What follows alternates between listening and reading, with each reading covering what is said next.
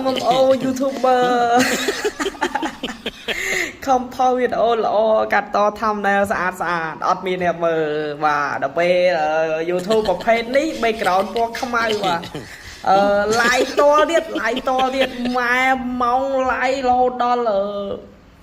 200ម៉ោងជាងរហូតដល់1000ម៉ោងជាងម៉ែដល់ពេល subscriber 180 subscriber បងប្អូនម៉ែញាក់សាច់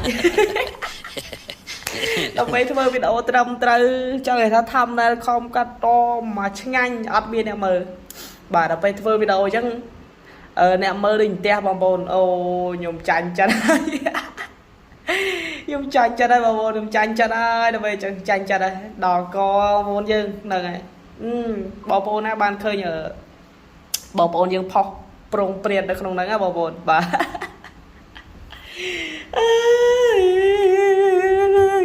ដល់កោហើយបងប្អូនយើងដល់កោហើយ YouTuber ម៉ាក់នេះ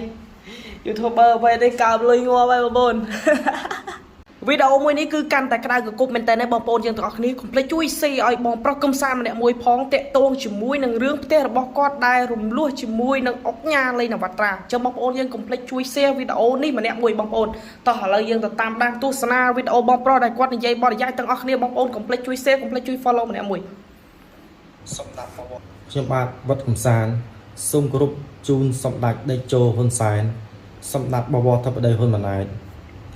និងឯកឧត្តមអស់លោកគ្រប់ជាន់ថ្នាក់និយាយរឿងលោកលេងវត្រាមកដល់ពេលនេះមិនតាន់រកដំណោះស្រាយដល់ខ្ញុំទេចាប់តាំងពីថ្ងៃទី9មកដល់ថ្ងៃទី13សូមសម្ដេចបវរធិបតីជួយរកដំណោះស្រាយដល់រូបខ្ញុំផង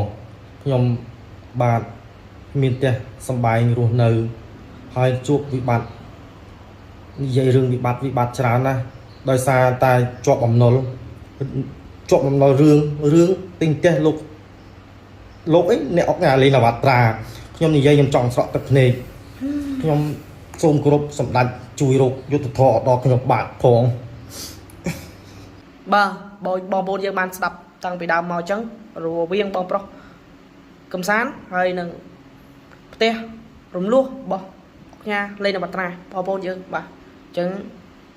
នេះគឺជាបងយោធានេះគឺជាបងកងទ័ពជួរមុខដែលគាត់ការពារព្រំដែន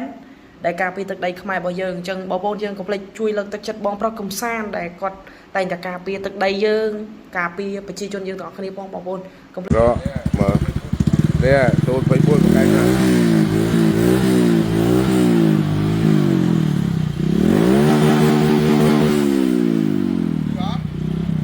លឺអត់អានេះមិនលឺ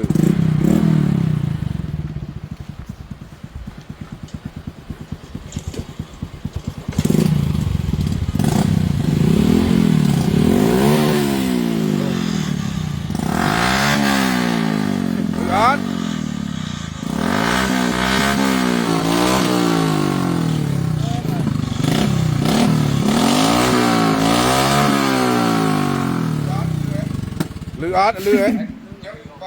អញ្ចឹងបើចេញទៅវិញដោះទៀតហ៎ធ្វើលឺចឹងទៀតអត់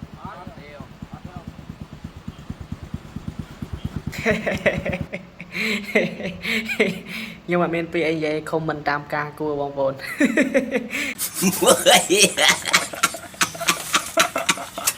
វីដេអូនេះមើលឲ្យលើមើលទឹកវាយគ្នាអញ្ចឹងលើហើយពូហែដល់ជ្រុលហើយយ៉ាងតែគេលេងវិញយ៉ាងគ្រួសារគេលេងវិញគ្នាខុសត្រូវអីមិននិយាយគ្នាមិន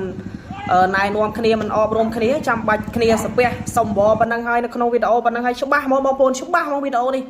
ចង់និយាយថាមានរឿងអីគ្នាក្មេងនិយាយគ្នាទៅអប់រំគ្នាទៅណែនាំគ្នាទៅបដៅទៅទូមានទៅ